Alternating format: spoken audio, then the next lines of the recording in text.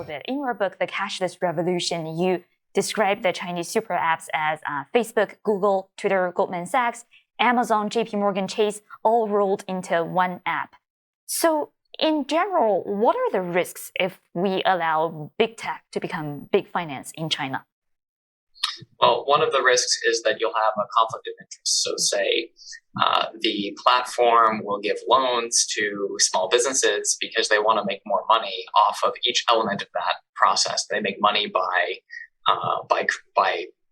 charging interest on the credit. They might make money from facilitating the loans. They might make more money from selling more on their platform. And so you have all this reason to increase credit, which might give you a reason to lower your credit standards, especially if, as has long been the case, most of those loans end up getting offloaded to the banking system.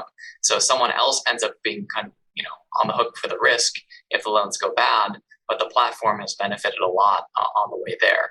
And we've seen in China time and time again that when financial companies are associated with big non-financial businesses, that often those banks end up getting raided by the corporate partner to boost profits and potentially hide losses. And then that can create large instability. And of course, these cases so far have been relatively small. But when fintech goes from being very small to being the way that everybody runs their whole financial system in China, average people will barely interact with their bank anymore. All the payments are with Alipay and WeChat Pay. They'll put their investments into digital wallets there. And that fusion, it becomes extremely powerful. So it can grow very quickly, much faster than regulators can get a handle on.